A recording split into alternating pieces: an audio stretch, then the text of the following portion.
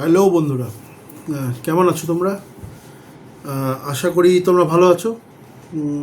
তো অনেক দিন বাদে তোমরা অ্যাকচুয়ালি আমাকে দেখতে পাচ্ছ বেসিক্যালি।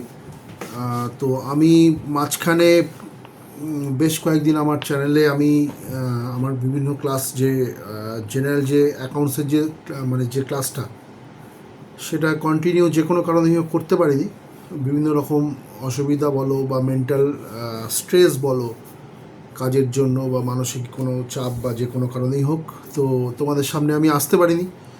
তো আমি এটা ভেবে নিতেই পারি যে তোমরা যথেষ্ট ভালো আছো।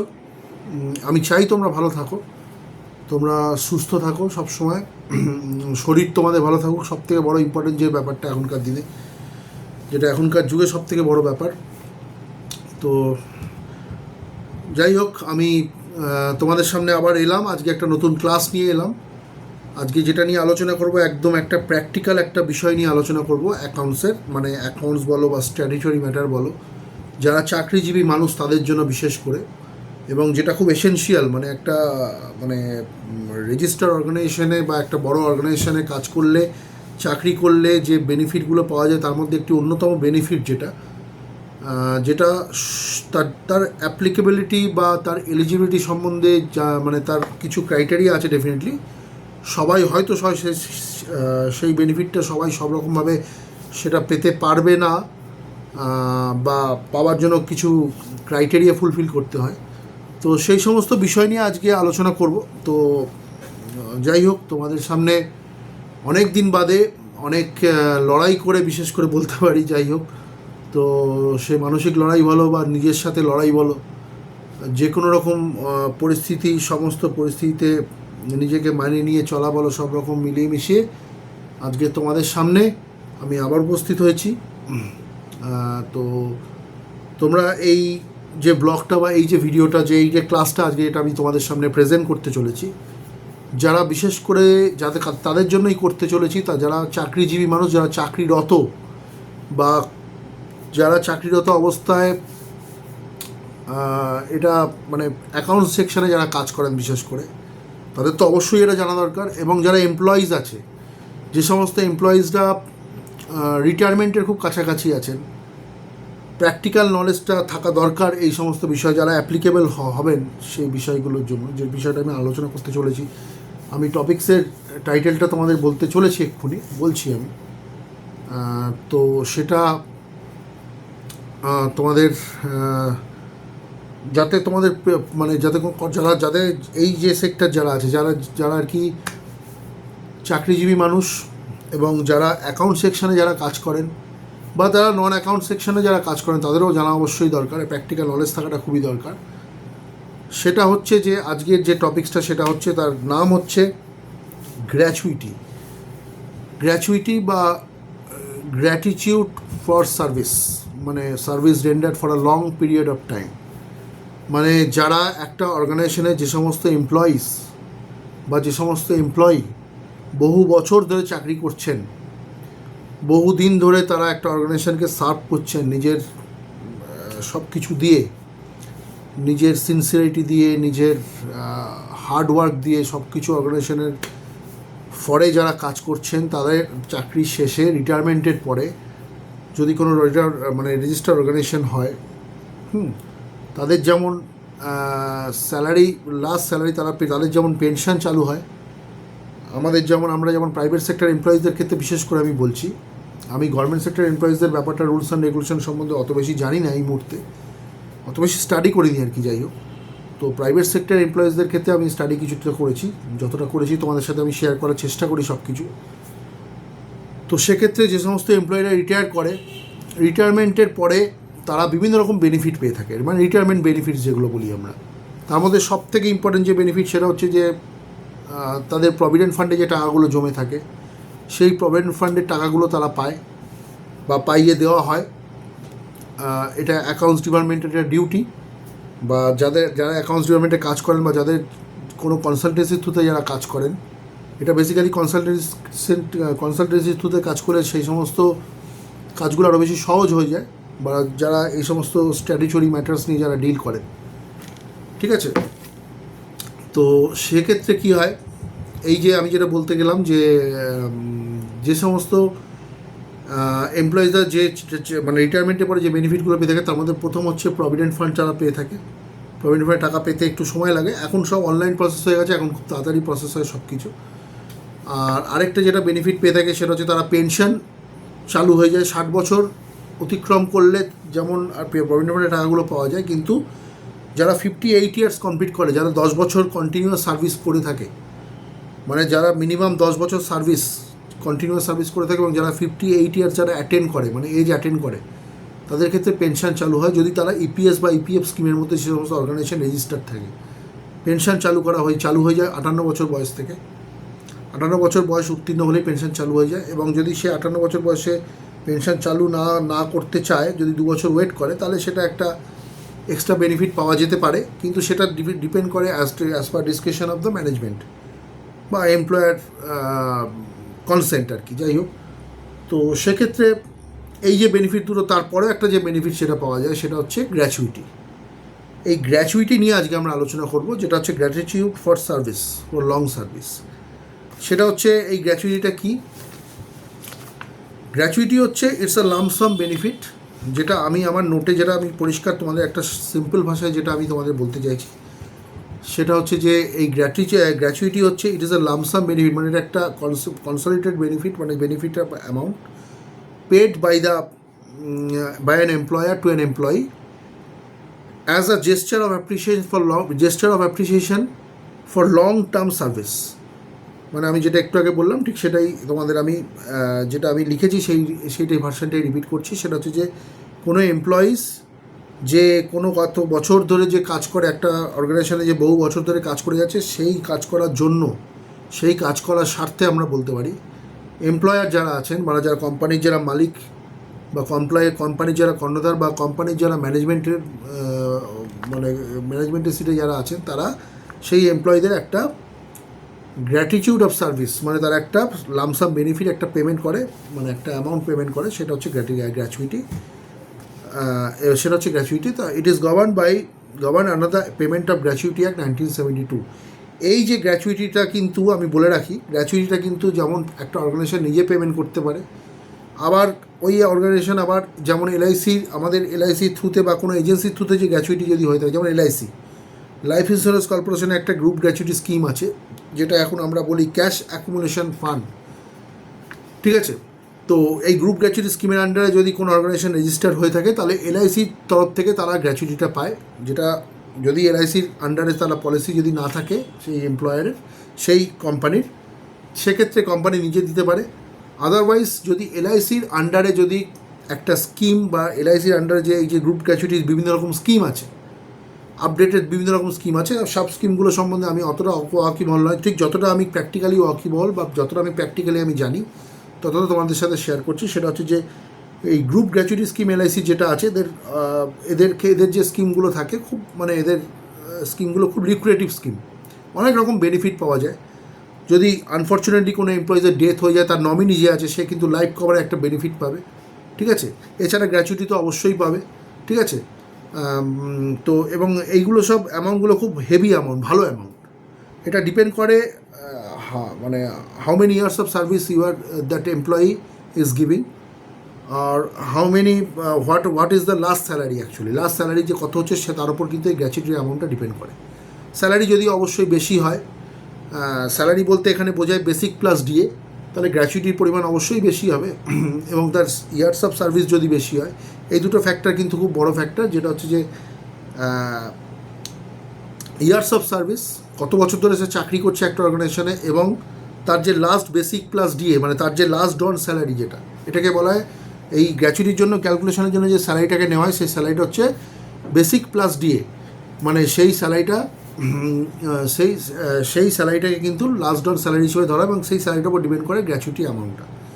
এবং এর যে ক্যালকুলেশনটা হচ্ছে আমি বলে রাখি, লাস্ট যে বেসিকটা, এবার ব্র্যাকেটের মধ্যে সেটা থাকবে বেসিক প্লাস ডিএ, যদি ডিএ থাকে ডিএ, আদারওয়াইজ কিছু থাকবে না, শুধু যদি বেসিক থাকে। যদি সে 6 পে কমিশন পেয়ে থাকে কোনো এমপ্লয়ি, তাহলে কিন্তু সেখানে ডিএ সাধারণত হয় না, এবং ডিএ এখন বোধহয় গভর্নমেন্ট রিসেন্টলি চালু করেছে, শুধু ডিএ থাকলে ডিএ অ্যাড হবে, তাহলে শুধু বেসিকটাকেই ধরা হবে। যদি সে গ্র্যাচুইটি ডিএ যদি না থাকে, তাহলে বেসিক ইন্টু 15/26, 15 বলতে একটা মাসের হাফ, মানে হাফ ডেজের স্যালারি।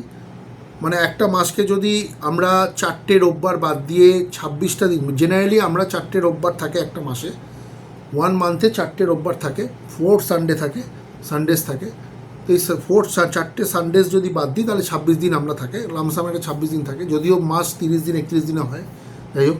তো আমরা লামসাম একটা ধরে দিই, মানে একটা অ্যাপ্রক্সিমেট ধরে দিই 30 দিনের মাস। সেই 30 দিনের ক্ষেত্রে 4টে রোববার যদি আমরা বাদ দিই তাহলে 26 দিন। তাহলে এখানে হাফ ডেজ অফ স্যালারি মানে 15/26, মানে এখানে basic into 15/26 into number of years of service. তাহলে তোমরা বুঝতেই পারছো যে যদি তোমাদের যত বছর সার্ভিস তোমরা দিতে পারবে, যত বেশি সার্ভিস তোমরা দিতে পারবে, যত বছর তোমার সার্ভিস পিরিয়ড হবে, তোমার গ্র্যাচুইটি অ্যামাউন্টটা কিন্তু ততটাই বাড়তে থাকবে। ঠিক আছে, এটা একদম মানে একদম গভর্নমেন্টের একদম মানে সেট করা রুল।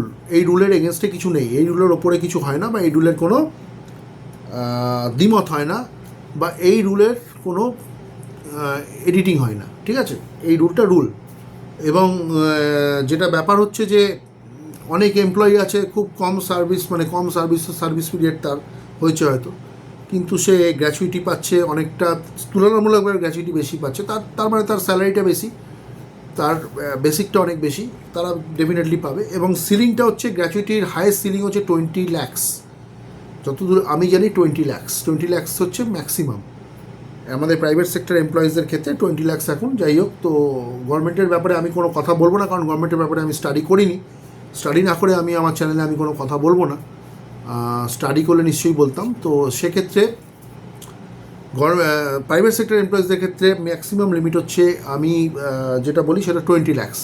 এবং এক্ষেত্রে আমি নিজে প্র্যাকটিক্যালি আমাদের যে এমপ্লয়িরা, আমি যে অর্গানাইজেশনে কাজ করি যেখানে বহু এমপ্লয়ি রিটায়ার করেছে, এবং লাস্ট 1 বছরে বহু এমপ্লয়িজের গ্র্যাচুইটি সেটেলমেন্ট হয়েছে আমার, মানে আমি প্র্যাকটিক্যাল ক্ষেত্রে কাজ করেছি এই ক্ষেত্রে। সেক্ষেত্রে আমি হায়েস্ট দেখেছি 18 lakhs অবধি দেখেছি একজন এমপ্লয়ি পেয়েছেন। তারা 34-35 বছর সার্ভিস করেছেন, তিনি খুবই রেসপেক্টেবল পার্সন, এরকম তারা ডেফিনেটলি তারা টিচার্স বা অফিস স্টাফও আছে বা সার্ভিস স্টাফ হতে পারে। ঠিক আছে, তারা প্রত্যেকেই তাদের জায়গায় তারা সম্মানযোগ্য, তারা হায়েস্ট, মানে তারা যথেষ্ট রেসপেক্টেবল, বহু বছর ধরে তারা সার্ভিস দিয়ে গেছে একটা অর্গানাইজেশনকে।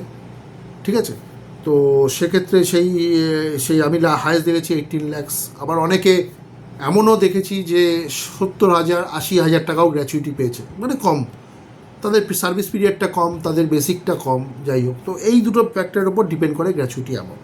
তো এই হচ্ছে ওভারঅল একটা গ্র্যাচুইটির একটা ব্যাপার। এবং সেটা সবথেকে ইম্পর্টেন্ট ব্যাপার হচ্ছে minimum 5 years of continuous service হতে হবে।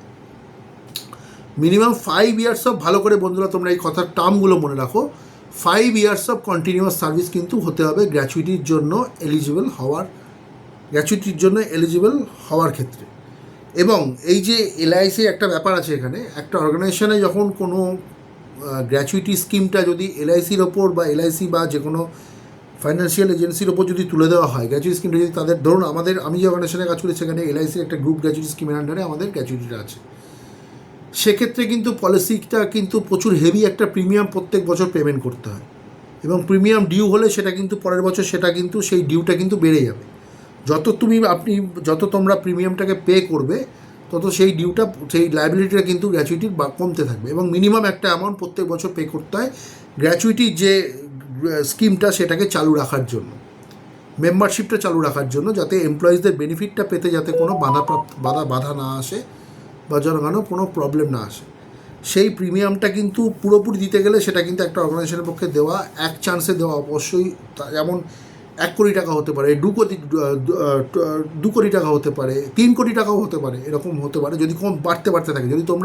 যদি কোনো অর্গানাইজেশন গ্র্যাচুইটি যদি কম পেমেন্ট করে, ওই জন্য গ্র্যাচুইটিটা একটা পিরিয়ড অন্তর একটু করে পেমেন্ট করে দেওয়াটা উচিত, আমি পার্সোনালি অ্যাজ অ্যান অ্যাকাউন্টেন্ট মনে করি, যতটুকু আমি প্র্যাকটিক্যাল ক্ষেত্রে কাজ করতে দেখেছি। আদারওয়াইজ কিন্তু বার্ডেনটা কিন্তু ক্যারি ওভার হয়ে যায়, এই বার্ডেনটা কিন্তু বাড়তে থাকে, তো এটা একটা হেডেক হয়ে যায়। তো সেক্ষেত্রে এগুলো আমাদের পেমেন্ট করতে হবে। এবং কিন্তু আমি যে আমাদের এটার যেটা একটা খুব মজা হচ্ছে যে আমরা নিজেরা যদি, মানে একটা অর্গানাইজেশন যদি নিজেদের হাতে গ্র্যাচুইটি না রেখে যদি কোনো এজেন্সি থেকে দিয়ে দেয়, যেমন এলআইসির ক্ষেত্রে ওপরে আমাদের গ্র্যাচুইটির ওপর গ্র্যাচুইটি রেজিস্টার্ড আছে, সেখান থেকে আমাদের টাকাগুলো আসে। আমরা যদি ডাটাগুলো ফিড আপ করে ঠিকমতো একটা ফর্ম ফিল আপ করে আমরা সেটা গ্র্যাচুইটি অফিসে গিয়ে দিয়ে আসি, তারা গভর্নমেন্টের রুল অনুযায়ী তারা সেভাবে তাদের কাছে যে ডাটা আছে, স্টাফ ডেটা যেগুলো আছে, সেগুলো তারা দেখে সেটাকে ক্যালকুলেট করে তারা সেইভাবে ক্যালকুলেশন করে আমাদের গ্র্যাচুইটিতে আমাদের অ্যাকাউন্টে, যে গ্র্যাচুইটি অ্যাকাউন্ট আছে সেই অ্যাকাউন্টে আমাদের টাকাটা পাঠিয়ে দেয়, খুব তাড়াতাড়ি পাঠিয়ে দেয়, খুব সুন্দর সার্ভিস দেয় এরা।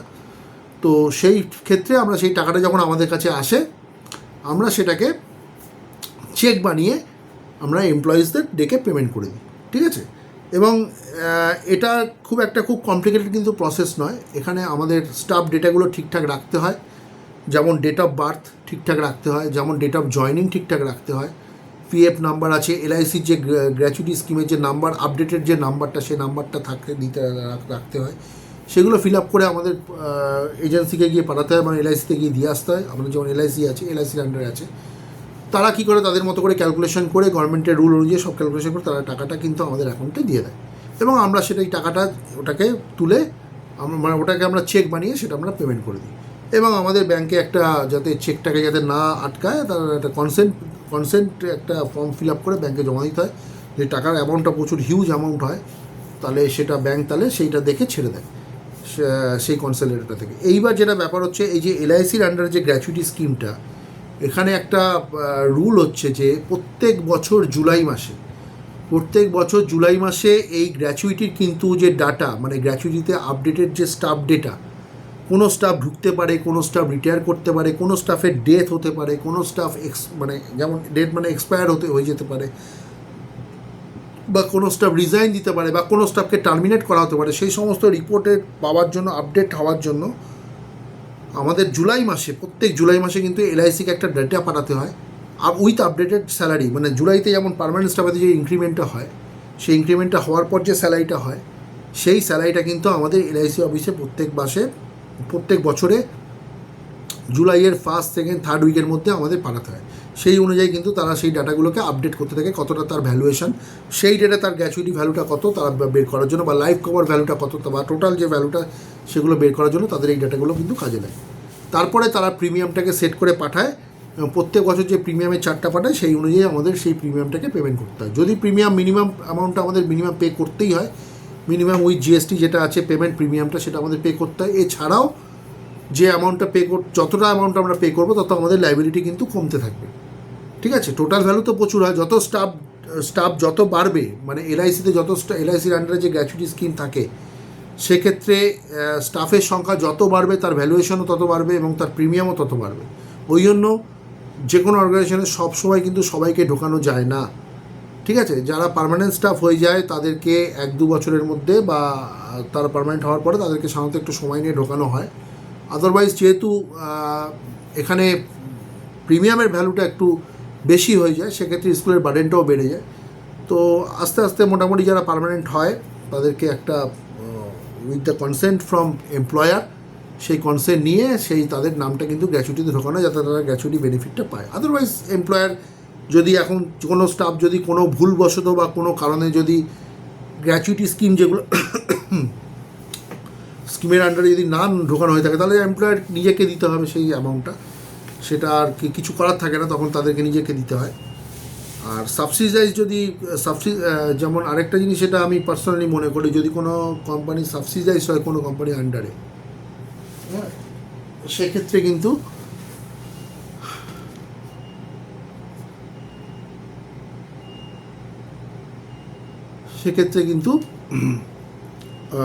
গ্র্যাচুইটির বেনিফিটটা অনেক সময় না পাওয়াও যেতে পারে, ঠিক আছে। তো এবার যেটা ব্যাপার হচ্ছে যে, এই যে তাহলে আমি যে বললাম যে এই গ্র্যাচুইটির যে ব্যাপারটা, সেটা হচ্ছে যে হোয়াট ইজ গ্র্যাচুইটি, আমি তোমাদের বলে দিলাম গ্র্যাচুইটি কাকে বলে। তো gratuity is a financial reward paid to the employees who have rendered continuous service for at least 5 years, at least 5 years of continuous service, এটা বলতে হবে, উইথ দ্য সেম এমপ্লয়ার, মানে একজন এমপ্লয়ার আন্ডারে 5 বছরের মিনিমাম সার্ভিস হতে হবে, যেটা আমি একটু আগে জাস্ট বললাম। এবং ইট is a lump sum amount usually give at a time of retirement or resignation or আপন ডেথ অর ডিসেবলমেন্ট। ডেথের ক্ষেত্রে কী হয়, তার নমিনি পায়, যে নমিনি থাকে গ্র্যাচুইটির ক্ষেত্রে, সেই নমিনেশন ফর্মটা ফিল আপ করতে হয়, সেই ফর্মের মধ্যে যে নমিনির নাম লেখা থাকবে সেই অনুযায়ী কিন্তু তাকে, যদি সেই এমপ্লয়ি যদি বেঁচে না থাকে, তার যে গ্র্যাচুইটি, প্রাপ্য গ্র্যাচুইটি তার নমিনিকে পে করতে হবে। ঠিক আছে, এবং it is based on the last done salary, এবং লাস্ট ডান স্যালারি অ্যান্ড হচ্ছে number of years of service. এইবার যেটা মেন কথা হচ্ছে যে পেমেন্ট অফ গ্র্যাচুইটি অ্যাক্ট 1972, এই যে মেন যে গ্র্যাচুইটির যে অ্যাক্টটা 1972 গ্র্যাচুইটি অ্যাক্ট, এই অ্যাক্টের যে রুলসটা, এই রুলসটা কোন কোন অর্গানাইজেশন বা কী ক্ষেত্রে অ্যাপ্লিকেবল, তার 1 নম্বর তার ক্রাইটেরিয়া হচ্ছে all establishment with minimum 10 or more employees. Minimum 10 or more employees যেখানে থাকবে, যে অর্গানাইজেশন থাকবে, সেই অর্গানাইজেশন কিন্তু গ্র্যাচুইটি ইন্ট্রোডিউস করাটা খুব দরকার বা খুব জরুরি, বা বলতে পারো তোমরা ম্যান্ডেটারি। ঠিক আছে, আরেকটা হচ্ছে যে all employee working on salary or wages excluding apprentices, মানে যদি অ্যাপ্রেন্টিস না হয়ে থাকে, নতুন যদি না হয়ে থাকে, তাহলে সেই সমস্ত এমপ্লয়িজ কিন্তু যারা স্যালারির ওপর যারা চাকরি করে বা কাজ করে বা ওয়েজেসের ওপর কাজ করে, both private and public sectors employees কিন্তু আর অ্যাপ্লিকেবল ফর গেটিং গ্র্যাচুইটি। ঠিক আছে, employers are legally are obliged to pay or legally required to pay gratuity once an employee is eligible. যদি কোনো এমপ্লয়ি এলিজিবল হয় গ্র্যাচুইটির জন্য সত্যিকারের, তার যদি minimum continuous 5 years of service হয়ে থাকে, continuous as a permanent staff বলতে পারি আমরা, তাহলে সেক্ষেত্রে কিন্তু তাকে কিন্তু গ্র্যাচুইটি কিন্তু তাকে দেওয়া উচিত, দিতে হয়। এটা কিন্তু ম্যান্ডেটারি আমরা বলতে পারি, even if no formal request is made. যদি সে কোনো এমপ্লয়ার যদি কোনো এমপ্লয়ি যদি তার পার্ট থেকে রিটায়ারমেন্ট করার পরে হয়তো সে নিজে ক্লেমই করলো না গ্র্যাচুইটি, তাকে আমরা ডেকে সেই গ্র্যাচুইটিটা কিন্তু দেওয়া উচিত। ঠিক আছে, তো who are eligible for gratuity, what are the eligibility criteria for gratuities? হ্যাঁ, gratuity an employee must complete 5 years of continuous service, আমি বারবার বলছি, যেটা ভীষণ ইম্পর্টেন্ট। এবার যে অর্গানাইজেশনে সে কাজ করছে, সে অর্গানাইজেশনটা কিন্তু মানে গ্র্যাচুইটি অ্যাক্টের আন্ডারে রেজিস্টার হওয়া উচিত। ঠিক আছে, যদি কোনো এমপ্লয়ি রিটায়ার করে বা যদি কোনো এমপ্লয়ি যদি টার্মিনেট হয়ে যায় ডিউ টু মিসকন্ডাক্ট, অর যদি কারোর মারা যায় বা ডিসেবিলিটি যদি হয়ে থাকে, সেক্ষেত্রে কিন্তু এই গ্র্যাচুইটিটা কিন্তু অবশ্যই দেওয়া উচিত। এবং এক্সেপশনস কেস, এই যে আমরা যে 5 ইয়ার্স অফ কন্টিনিউয়াস সার্ভিস বলছি, সেক্ষেত্রে কিন্তু এমন কিছু কেস থাকে, যদি কোনো এমপ্লয়ি হট করে মারা যায় কাজ করতে করতে, যেমন in case of death of disablement the 5 years of service condition is waived. ঠিক আছে, তো আমাদের ভারতবর্ষে অনেক রকম রুল থাকে সব কিছুর, সেই রুলের বেসিসে আমাদের রুলগুলো ভীষণ কমপ্লিকেটেড আমি পার্সোনালি মনে করি। অনেক কিছু রুল থাকে সাধারণ মানুষের জন্য, প্রচুর রুল। ইনকাম ট্যাক্সে তো প্রচুর রুল, অনেক কিছু তো বোঝা যায় না, সব কিছুর ক্ষেত্রেই বিভিন্ন রকম রুল আছে সাধারণ মানুষের জন্য আমাদের, তো সব রুল বোঝা সবসময় সম্ভব হয়ে ওঠে না। যাই হোক, তো এবার মেন ও ইম্পর্টেন্ট ব্যাপার হচ্ছে গ্র্যাচুইটি ক্যালকুলেশনটা কী হয়। আমি একটু আগে কিন্তু তোমাদেরকে বলেছি, তোমরা যদি এটাকে যদি একটু রিভাইন্ড করে শোনো, দেখবে যে গ্র্যাচুইটির ক্যালকুলেশনটা হচ্ছে last drawn basic pay. Last drawn মানে লাস্ট মান্থ, যে মাসে সে রিটায়ার করেছে সেই মাসে তার বেসিক পেটা কত ছিল, প্লাস যদি ডিএ অ্যাপ্লিকেবল হয়ে থাকে তাহলে ডিএটাকে ধরতে হবে, বেসিক প্লাস ডিএ, আর যদি ডিএ না থাকে তাহলে only basic, into 15 by number of completed years of into 15 by 26, 15 days of service by 26 total days of service, 15 by 26 into number of completed years of service, এইটা কিন্তু gratuity ক্যালকুলেশনে কিন্তু সব এই ফর্মুলাটা দিয়ে ক্যালকুলেশন করা হয়। এখানে বোঝার আছে, এখানে একটা জিনিস বোঝার আছে, সেটা হচ্ছে যে 15 is the number of days salary paid for each year of service, আর 26 the number of working days in the month. ঠিক আছে, এক্সক্লুডিং সানডেজ। আর এই হচ্ছে ব্যাপার। এবার গ্র্যাচুইটির যে আরও বিভিন্ন রকম রুলস অ্যান্ড রেগুলেশনস আছে, একটা ক্লাসে সেগুলো বোঝানো খুব বা একটা বলার সেটা সম্ভব না। এখানে অনেক ব্যাপার আছে, যেমন ফর্ম এফ আছে, ফর্ম আই আছে, অনেক কিছু আছে। তো সেগুলো বোঝাতে গেলে আরেকটা ক্লাস অবশ্যই, আর দুটো ক্লাস তো অবশ্যই লাগবে।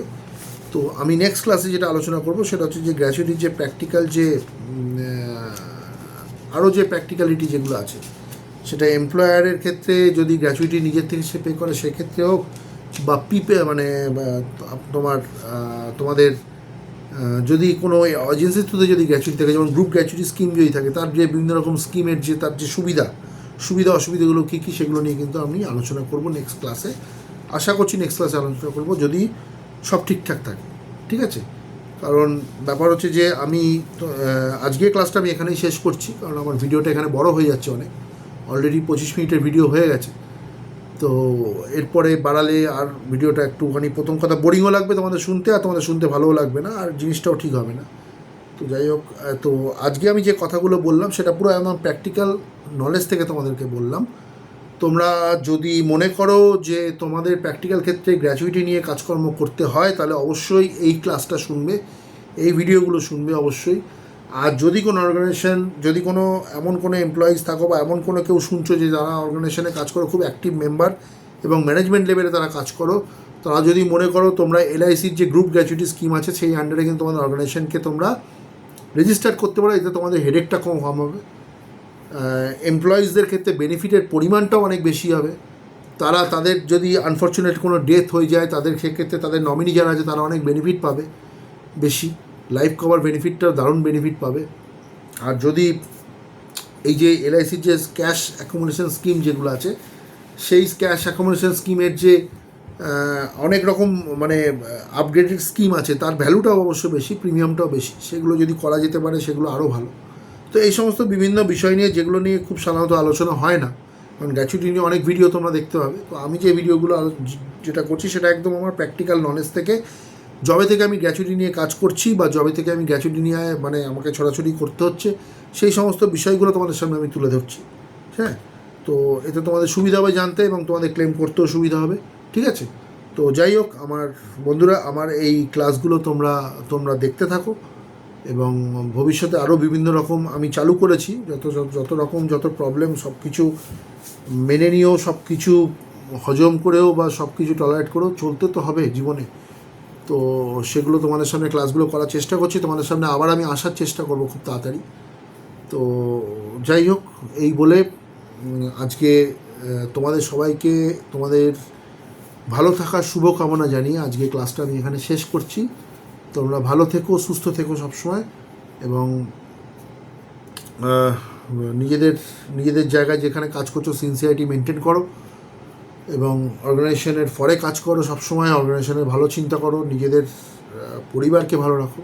এই বলে আজকে তোমাদের কাছ থেকে আমি বিদায় নিচ্ছি। তোমরা ভালো থেকো, সুস্থ থেকো, নমস্কার।